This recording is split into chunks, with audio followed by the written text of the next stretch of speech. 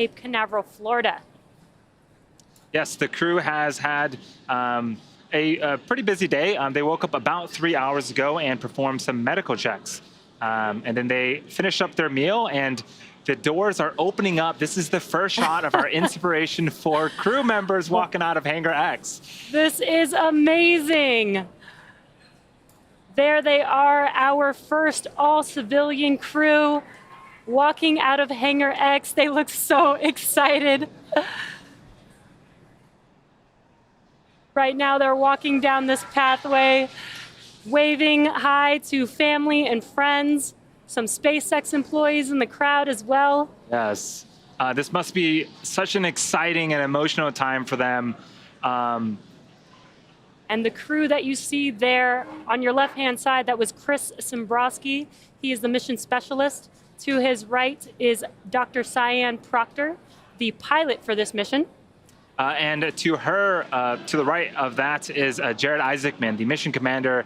And Jared is blocking Haley, but she's in the background there. That is the medical officer, Haley Arsenault. What a sight to see. They look so excited.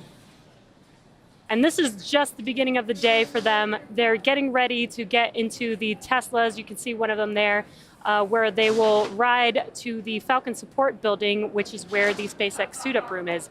And currently they're at Hangar X. You may be wondering what Hangar X is. This is our brand new facility at SpaceX, designed and built by SpaceX to house our refurbished vehicles. So some of them are hopping into the car. In the first car, we have Dr. Cyan Proctor with Haley, and following them will be Jared and Chris. You can see the gull-wing doors of the Model X's closing there. And they should be, again, making their way to the Falcon support building. It's a couple miles down the road. They're going to be making a left out of here, heading north on Kennedy Parkway at Kennedy Space Center in Florida. And they will take this one last moment as they're in their Teslas to say goodbye to their close family and friends.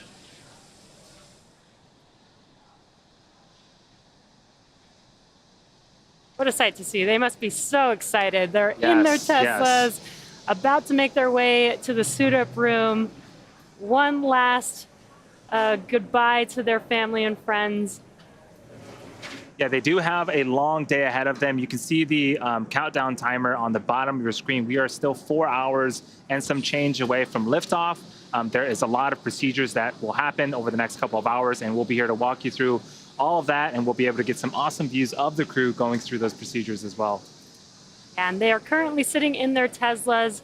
These are not just any Teslas. These are the Teslas that we have used if you followed our crew missions. These are specially designed Teslas made to accommodate our SpaceX spacesuits. So they will utilize these even after they make it to the Falcon support building to drive to the launch pad. And there they are pulling off from Hangar X, now on their way to the Falcon support building, to our new SpaceX suit-up room. Yes, there's a third Tesla there. That is support staff members of the closeout crew to support the astronauts in any way possible. So again, in the first car, we have Haley and Dr. Cyan Proctor. And in the second car, we have Chris and Jared. This is the first time that we get to see inside of the Teslas. This is so exciting. Oh, this is amazing. This is such an amazing view. It almost feels like we get to ride with them in the car. Chris looking very cool with his sunglasses. I love it.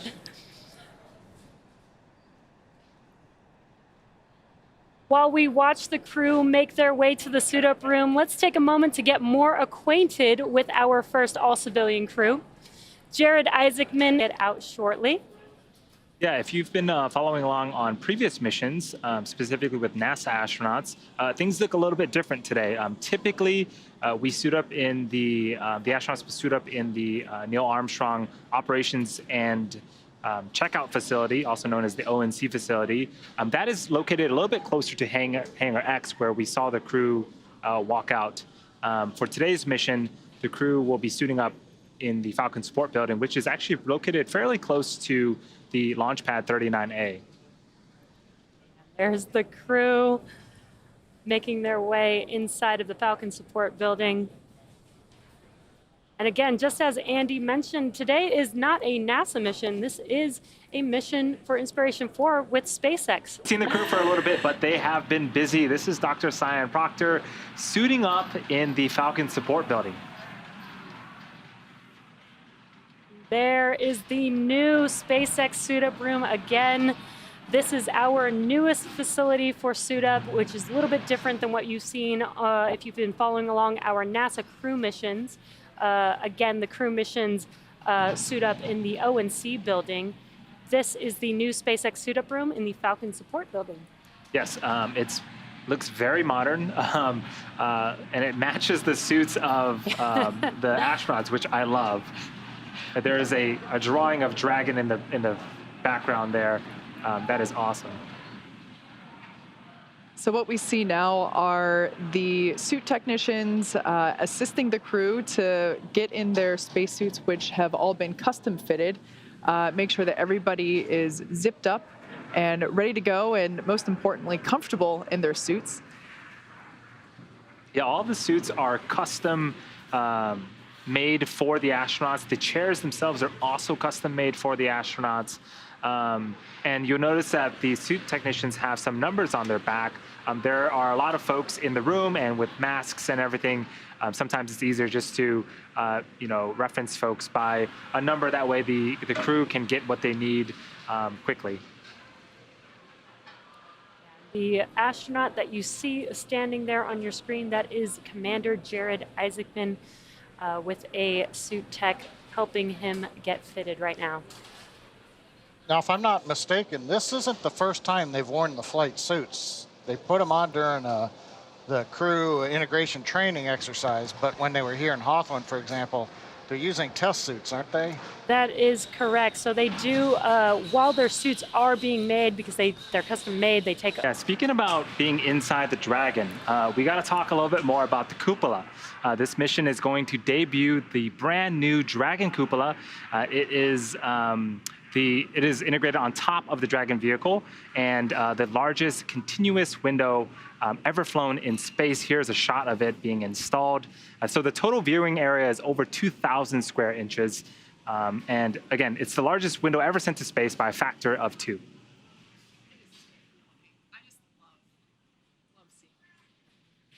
Yeah, this is going to be an incredible view for the crew.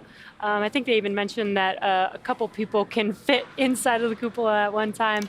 And you may have seen the cupola on the International Space Station. That's actually a large cupola, but it's made of multiple different pieces put together. So you don't get that continuous view. This cupola will actually allow them to get that full continuous view. And since, as John mentioned, they won't be going exterior to the Dragon, it'll almost kind of give that feel. So on screen right now, this is some testing that we've done with the cupola, sending it through extreme temperatures, and you can see some rods pushing in on the scratch layer of the cupola window to make sure that, again, it is first and foremost safe for the astronauts and does what it needs to do while in space. I have a feeling they might be lining up for a photo here. Yeah. I also like, we've got the display in the room so they can see the Dragon capsule they're going to be headed to shortly.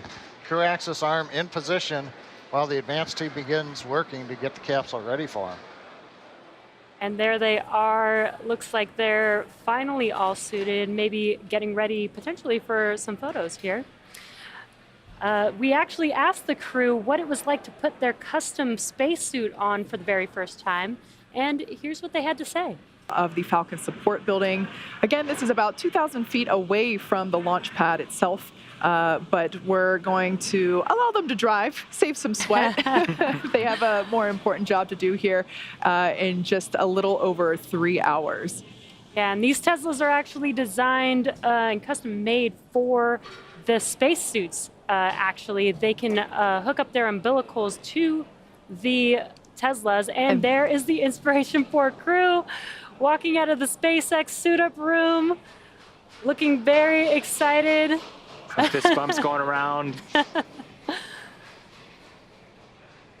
And their suit tech crew is also going along with them. Looks like they're taking some final photos before they hop back into those Teslas. So this is the first time that the crew has stepped outside today in their flight suits. They're now entering the Teslas. Love this new shot that we have for this launch. We are inside the Teslas there with the crew. And we've been told that they have a playlist. We unfortunately can't hear it for ourselves.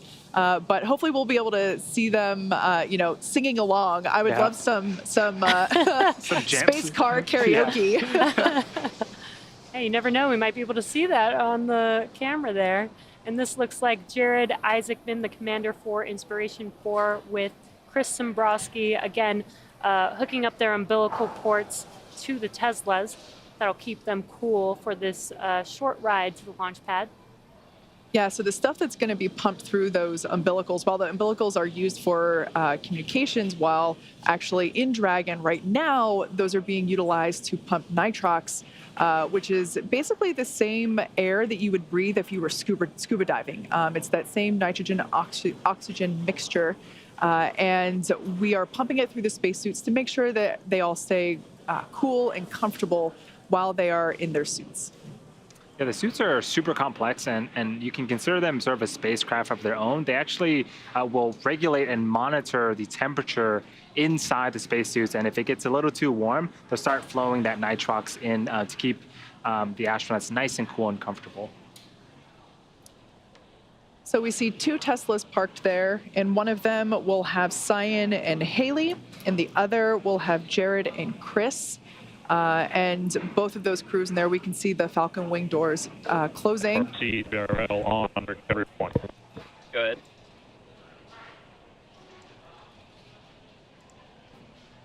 Go ahead, water recovery. A few minutes out. Yes, sir. Can you catch me? Hey, yeah, I copy. Go ahead.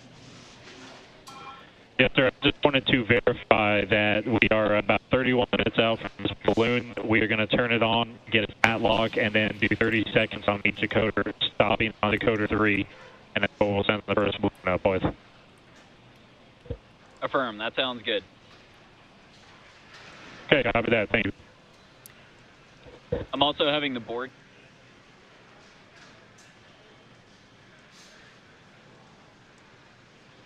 The crew is now passing the hangar at pad 39A. This is where the spacecraft and launch vehicle are integrated together horizontally.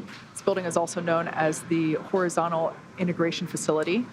And they're now passing the gates at pad 39A. This is the safety perimeter at the pad. And you can see how close that launch pad is to the Falcon support building. That was just a very, very short drive. We got some great weather in Florida. The crew is making their way uphill, and towards the crest of that hill is Falcon 9 and Dragon awaiting them. This is a great drone shot of the facility and launch pad. Now, while we have this great view, I want to take a second to talk a little bit about the history, because this is hollowed ground that we're approaching here. Pad 39A is the launch pad where NASA sent the first humans to the moon. This is where Apollo 11 launched from, and as well as the first ever Saturn V rocket launched from there. This is also a launch pad where the last Apollo mission launched from, Apollo 17. It was after the Apollo program ended, it was then refurbished for the space shuttle program, and the majority of space shuttle missions departed Earth from this launch pad, including the final space shuttle mission, Atlantis STS-135, in 2011. In 2014, SpaceX signed the lease agreement with NASA for this launch pad, and we then began to make safety and functional upgrades. So what you see there is the base of what used to be the fixed service structure from the shuttle days. So everybody might recall that iconic pad from the shuttle days, near and dear to my heart personally. And we did have to remove the rotating service structure portion of the pad for safety, and also it was just unnecessary for Falcon 9. But the bones of the fixed service structure are still there. What we see here is a view of the elevator shaft, and this is the same elevator shaft used these astronauts getting their first look at Falcon the 9 lean on back. launch day. There it is. The famous lean back. Must be breathtaking for them. You can almost see the size of how, we're close up on the crew right now, but how far they have to lean back to look at the top of the vehicle. It's a shame they don't wander over and look at the business end of the Falcon 9. Kate, you're talking about the history of the pad. They built what's essentially a giant concrete structure on the floor to land back in the early 60s. And you've got about a 5% grade that we saw them drive uphill to get up to the crown there. Mm-hmm. But if you go over to where the Falcon 9 is, centered up above the flame bucket, that's about a 13-meter drop down to the bottom of the fire brick. So, that gives you an idea of what it takes to channel the nearly 2 million pounds of thrust. I just want to point out, it looked like we had a team lean back there. Team I lean don't back. think I we've seen that yet. And this crew grew so close to each other. And if you haven't seen the Netflix documentary Countdown Inspiration for Mission to Space, you can really see how they grew as a team and a family, and you can even see it here on the screen. For sure. Something that I really appreciated, I forget who pointed it out, but it was one of these four, noted that each of them are in a different decade in their life. Yeah. So Haley is 29, Chris Sembroski is 41, Dr. Proctor is 51, and Jared Isaacman is 38. So they're all in a different decade in their life, and this mission has brought them together, and the camaraderie is evident pretty much every step they take.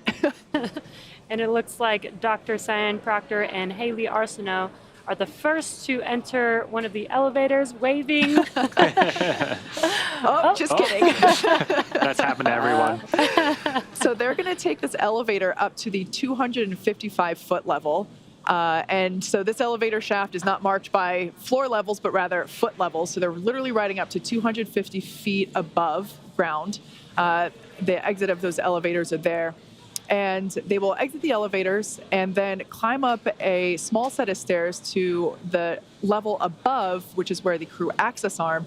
And the reason for this is that Falcon 9 crew loading is a little bit higher than where the shuttle crew loading occurred. So the 255-foot level is where shuttle crew, and there they are, Dr. That's a Cyan fast Proctor. elevator. It is. It really is. I've been in it a few times. You leave your stomach on the ground when it takes off. Yes, so Kate, you were mentioning some of sort of the guts, so to speak, are the same. The elevator is the same, minus some maintenance and Of needed course. maintenance.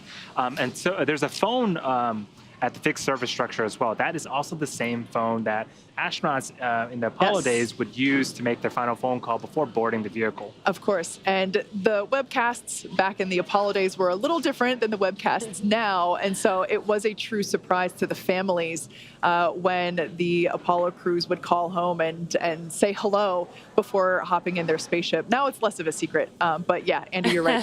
That's still the same phone. So what we see here is the crew kind of hanging out there on this level. And again, as I've mentioned throughout this, every step of this process is written into the procedure. So they actually put in time to make sure that they have time to call a family member or friend. Absolutely. So it looks like Chris and Jared have now gotten into the second elevator and are now making their way up to the 255-foot level.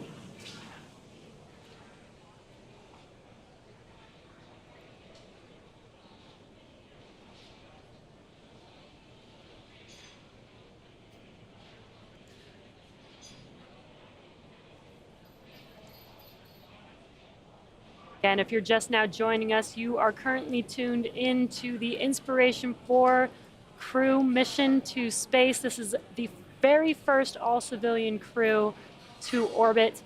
And exiting the elevator is Chris Sembroski, the mission specialist, with Jared Isaacman, the commander of the mission today.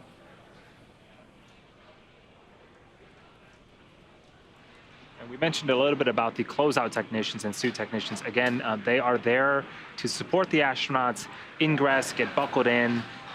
Before we close the side hatch, they'll be supporting with an interior foreign object debris checkout and then also assist with the side hatch close.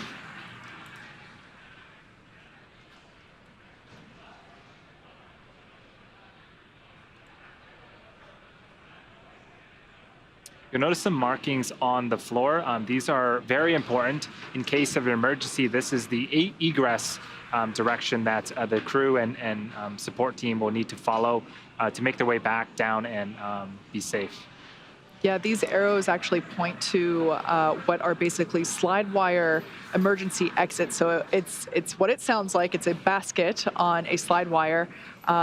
They are the same baskets that were utilized again in the shuttle program. They have been repurposed and modified for safety features, and then of course raised up to this level from the 255-foot level. So only utilized in the case of an emergency. But we've been talking a lot about how the crew has been undergoing training since March, and actually egress training is part of it. So they are prepared for all nominal situations as well as off-nominal ones in the unlikely event of an emergency. And that's what those arrows are essentially pointing to, is the quickest path to safety. Because it's Florida, and essentially keeps it environmentally stable for the crew. If you look just above Dr. Proctor's helmet there, you can see a seal. It's a black seal, and it basically seals in the room. That gets installed and compressed against the capsule to maintain the cleanliness of the spacecraft. And here we can see one of my favorite traditions for SpaceX crewed flights. They are adding their signatures to the wall of the White Room. So because this is the first orbital all-civilian mission, they're signing their names next to the X logo. For previous NASA crew missions, the NASA astronauts have signed their name there next to the NASA meatball to the left. Yes, and all members of the crew will get an opportunity to sign. And if you are wondering, this is penciled into part of their procedures to grab the Sharpie and sign the wall. Yep, it's actually written in for the advanced team, which is the group of people that arrive to the pad prior to the crew, and they are the advanced team prepares the pad and every. Also getting a moment to take in some of the sights. And it's such a nice day over there in Florida. It's a great day. As John mentioned earlier, we were only 10% likelihood of violating launch conditions, which is a rarity for Florida, especially this time of year.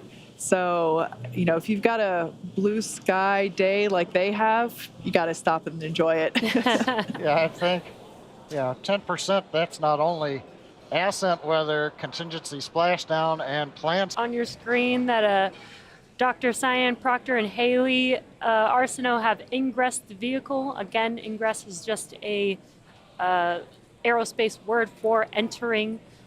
They're now working on getting strapped into their seats, and it looks like Jared and Chris are awaiting their turn to ingress Dragon.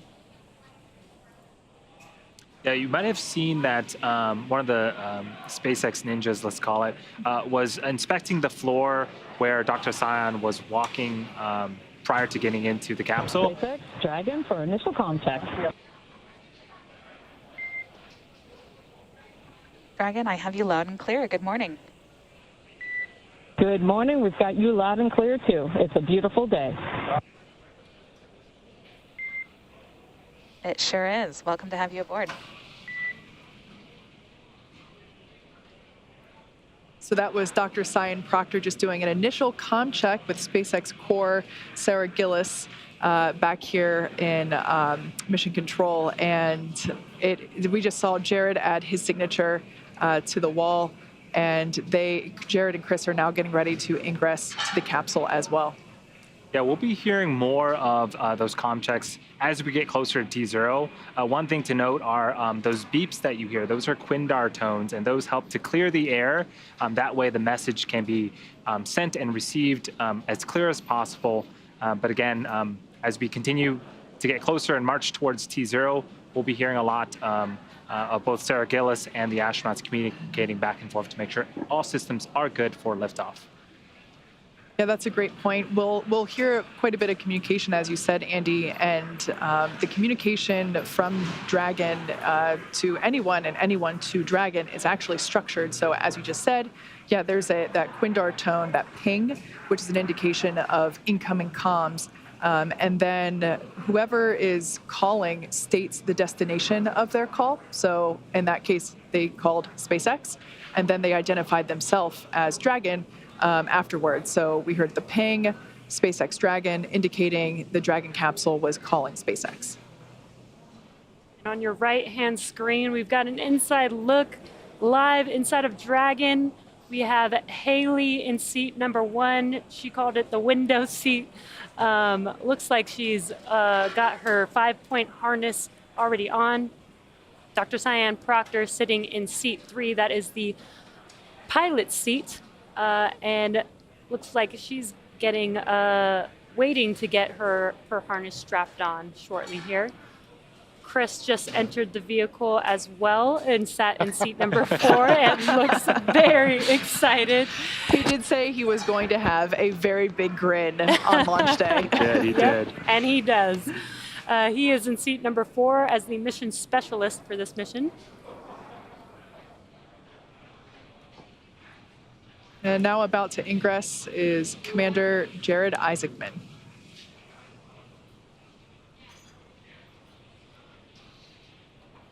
This is so exciting to finally see this crew getting into their seats. These are their customized seats inside of Dragon.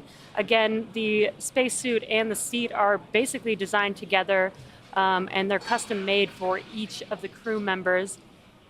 We have the technicians there to help get them strapped in, get their harnesses on, get their umbilical ports plugged in. Yeah, the seats are really interesting because they all look the same. However, each, as you mentioned, yeah, they are customized basically in terms of small, medium, and large in 3 different ways. So there's the bucket where you actually sit. There's the length of the footrest, as well as the length of the armrest. So each of those 3 components are all sized small, medium, and large, basically, to help make sure that each crew member can fit comfortably in their seat and safely. We've done final checks, make sure they are all buttoned up and ready to go. And what we're going to do now is send command to the motor actuators under the seat. It'll rotate the 4 crew. Chris there on the left having a little fun there. They'll rotate them up into the launch position, which also gets them access to the launch displays that are overhead. I think right now they're also just waving out through the hatch at the Ingress team that is now moved out of the way to make sure. And now the seats are rotating.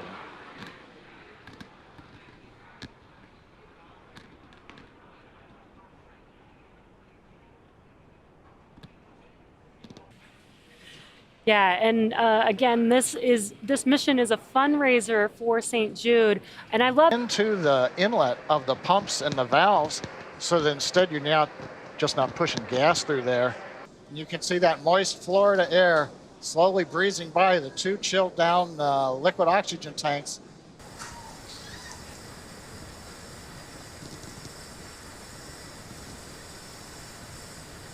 T-minus 15 seconds.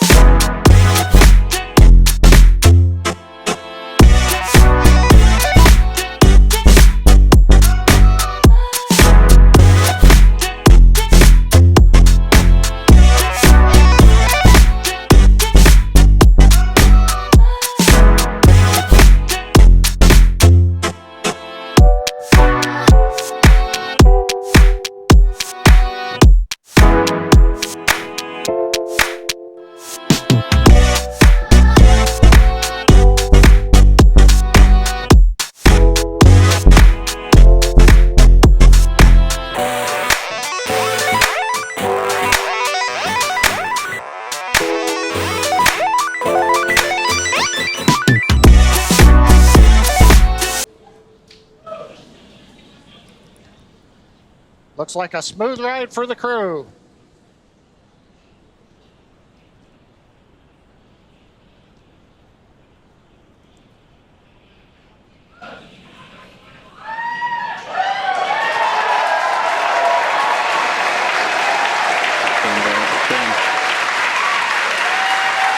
Okay, we heard the call out. MVAC-D is chilling. We're beginning to get the turbo pump ready on the second stage engine for ignition. We're passing through 3 G's acceleration. Everything continues to look nominal.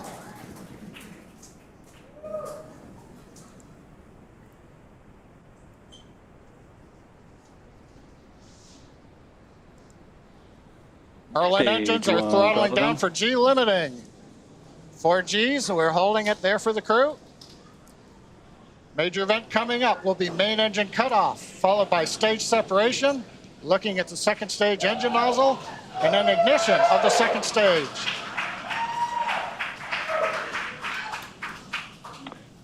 And Miko. Stage separation confirmed.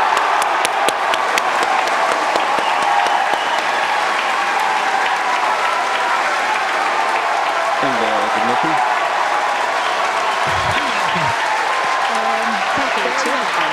There we heard the call, and you can see on your screen there on the right-hand side that the second stage has ignited. That's the MVAC engine. I'm sure the crew felt another kick in the G's there as it ignited. Officially, the Inspiration 4 crew are now on their way to space. First stage booster there on the left-hand side of your screen is making its way back down to Earth. The grid fins have popped out to assist with the steering. It will be making a landing attempt on our drone ship. Just read the instructions, which is parked out and holding position in the Atlantic Ocean. Yeah, so we have a couple of views on Acquisition screen. of signal, Bermuda. As Kate mentioned, left-hand side is a view from the top of our first stage looking down. That has already separated from the second stage, and it's making its way back to Earth. The velocity of the first stage For the vehicle as it makes its way back down to Earth. There's the crew on the right-hand side of your screen. I think I see some more thumbs up there. Dr. Proctor is clearly excited that she's finally in space. Again, this mission will be orbiting Earth for 3 days, and they will be at an altitude of 575 kilometers, which, if I remember correctly, John you said that that is the distance from Los Angeles to the Golden Gate Bridge. There you go. They're going to get there a lot faster. Stage 2, FTS is saved. Right now,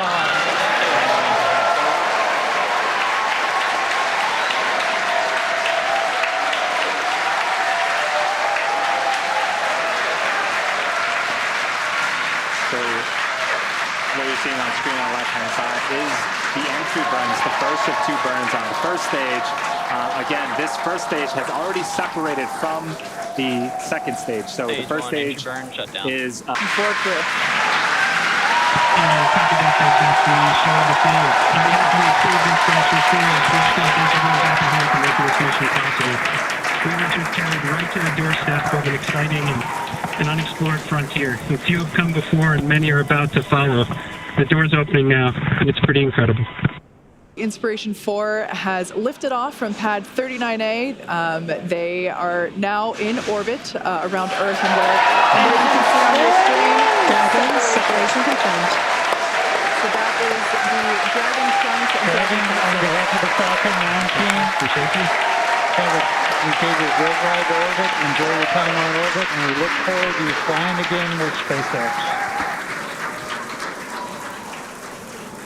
And copy that, Gers. We really appreciate everyone's help back in LCC. Assistance dogs at St. Jude Children's Hospital. That is apropos. Oh, I love it. 5th crew member on board with the Inspiration 4 crew. So in a few seconds here, we are expecting the nose cone to open up, and hopefully we'll be able to see the first views of the Dragon cupola in space.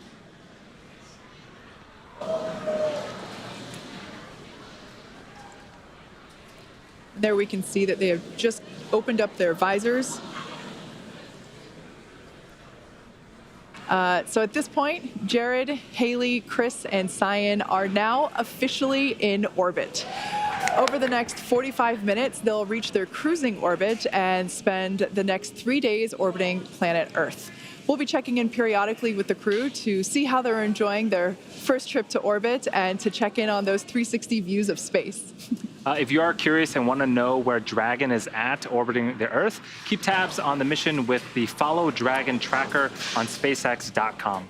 And stay on top of any potential live events that we might be able to have with the crew while they're out in orbit by following us on social.